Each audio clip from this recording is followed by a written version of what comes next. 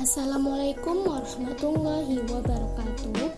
Saya Nazwa Sofia Nelvi dengan NIM 12216217888 dari Fakultas Tarbiyah dan Keguruan Universitas Islam Negeri Sultan Syarif Tasik, Riau.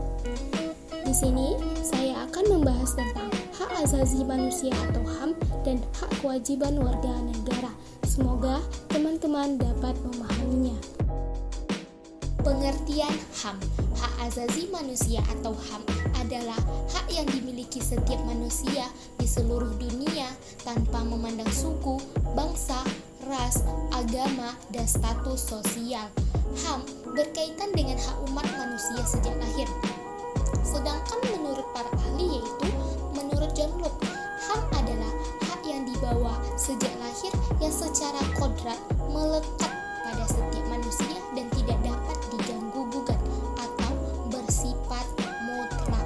Sedangkan menurut Quenjoro Puerbabronoto, HAM adalah hak yang bersifat asasi, artinya hak-hak yang dimiliki manusia menurut kodratnya yang tidak dapat dipisahkan dari hakikatnya sehingga sifatnya suci.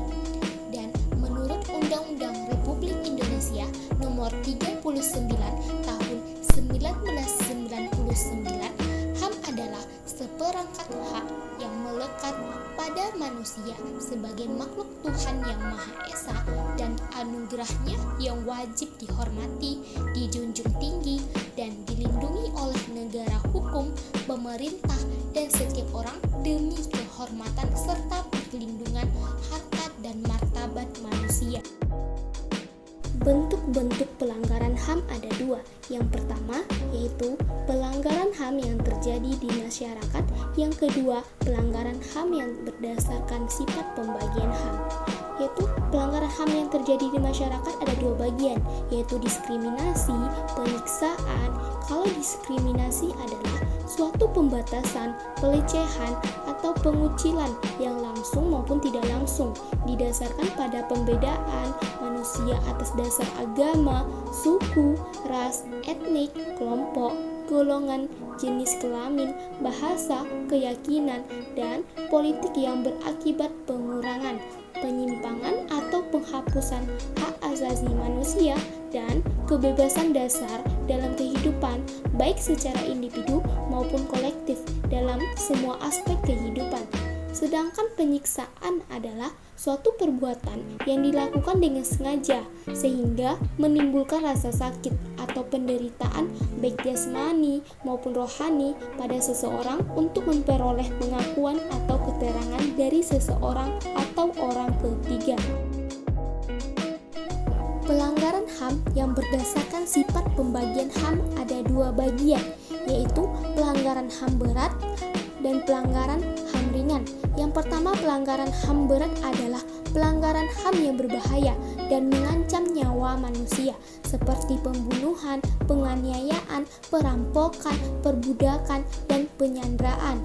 Pelanggaran HAM berat ada kejahatan genosida, yaitu setiap perbuatan yang dilakukan dengan maksud untuk menghancurkan atau memusnahkan seluruh atau sebagian kelompok bangsa, ras, kelompok etnis, dan kelompok agama.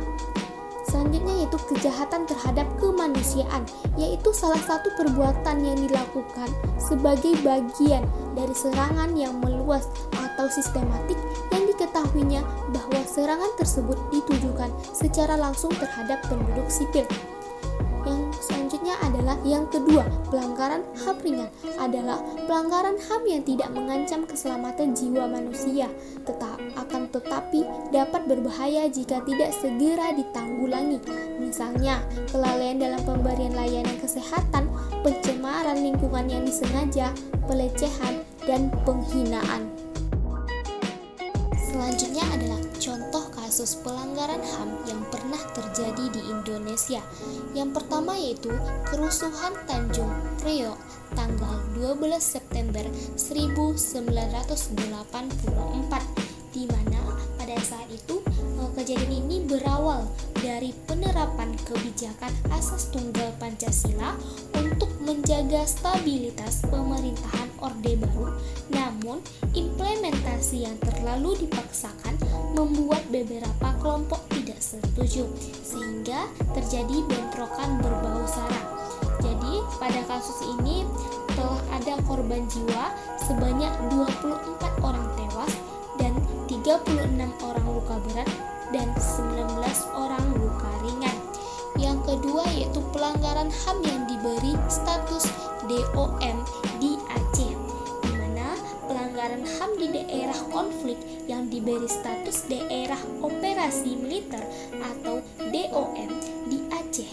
Peristiwa ini telah menimbulkan bentuk-bentuk pelanggaran HAM terhadap penduduk sipil yang berupa penyiksaan, penganiayaan, dan pemerkosaan yang berulang-ulang dengan pola yang sama.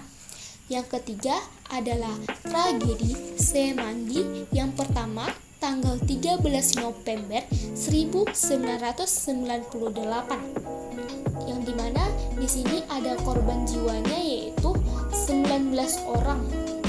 Korban meninggal yaitu Bernadus, Irmawan, Teddy, Mahdani, Kusuma, Sigit Prasetyo, Muzamil Joko Purwanto, dan Abdullah. Dan tragedi Semanggi yang kedua tanggal 24 November 1999. Ada 5 orang korban meninggal yaitu Yap Yun Hap, Salim Ternate, Padli, Denny Yulian, dan Zainab. Yang keempat yaitu tragedi penembakan mahasiswa Universitas Trisakti tanggal 12 Mei 1998, di mana kejadian tersebut adalah peristiwa penembakan terhadap mahasiswa pada saat demonstrasi menuntut Soeharto turun dari jabatannya. Dan dalam kasus ini korban yang meninggal ada Heri Hertanto, Elang Mulia Lesmana, Herdrawan, Hafidin Royan, dan Alan Mulyadi. Yang keempat, pelanggaran HAM yaitu tahun 80-an, menanggulangi aksi-aksi kriminal yang semakin meningkat, di mana kejadian tersebut terjadinya pembunuhan terhadap adanya para penjahat, sehingga misterius yang dikenal dengan istilah Petrus atau disebut juga dengan penembakan misterius. Yang keenam yaitu tragedi pembunuhan Munir tanggal 7 September 2004. Yang dimana Munir ini dikenal dengan disebut juga dengan nama lengkapnya Munir Said Talib. Dia ini sebagai salah satu aktivis pendiri komisi untuk orang hilang dan korban kekerasan.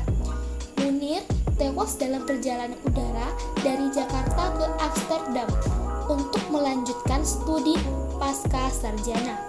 Munir ini tewas akibat racun arsenik yang kadarnya sangat mematikan.